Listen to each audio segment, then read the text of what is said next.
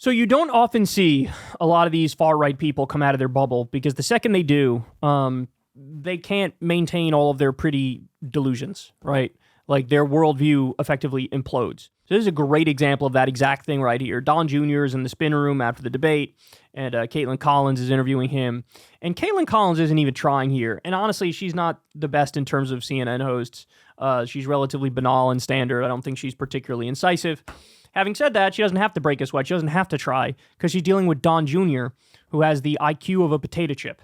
So they're going to talk here about, the classic thing you've been hearing for a while. The democratic rhetoric that's leading to people shooting at my dad. This is the classic Don Jr. line.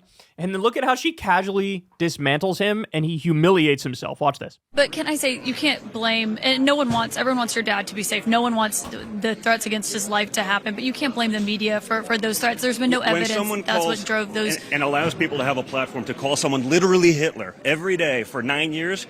It creates it. Okay. Whether you want to believe it or not, that's a fact. But as you know, J.D. Vance once likened your dad to Hitler as well. He questioned if he was America's Hitler. But I want to talk about the debate.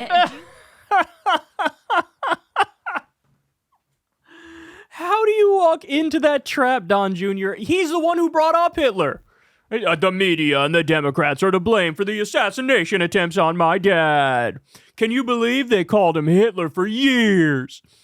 She's like, actually, his running mate, J.D. Vance, the person you helped pick, he called Trump America's Hitler. You do know that, right? And the life goes from his face like...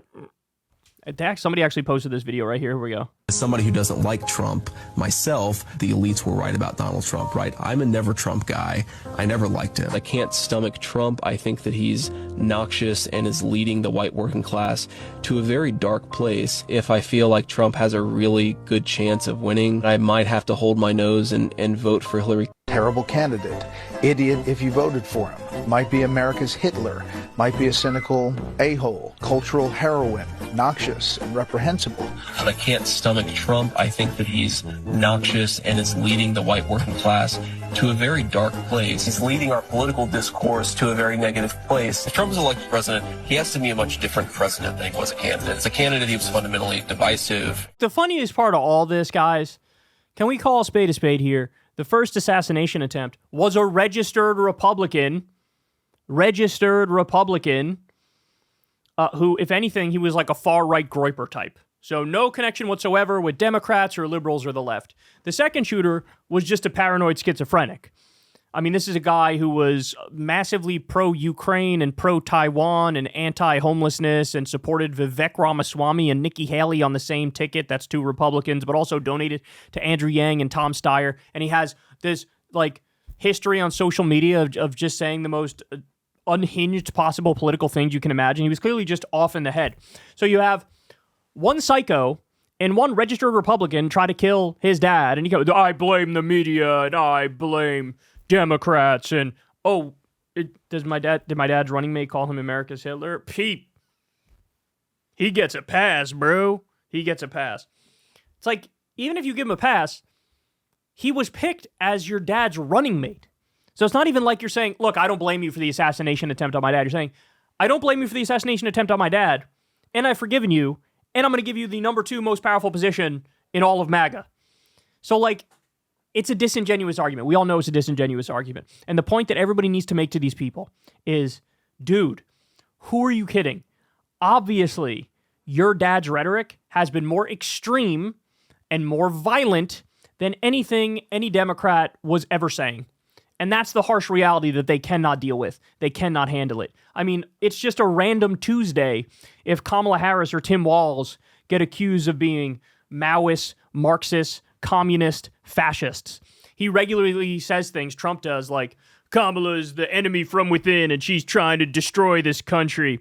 We're going to do a segment a little later of this insane speech that Trump gave. In one of them, he accuses Kamala Harris of murder, casually. So do not hit me with this, bro, we got to turn down the rhetoric thing. When your side gets a total fucking pass, and they've gotten to the point where they don't even want to allow Democrats to make basic campaign arguments against Trump, because anything they say against Trump, they say by definition, is inciting violence among your followers. Well, again, It wasn't a Democrat or a liberal or a leftist who did either of the assassination attempts.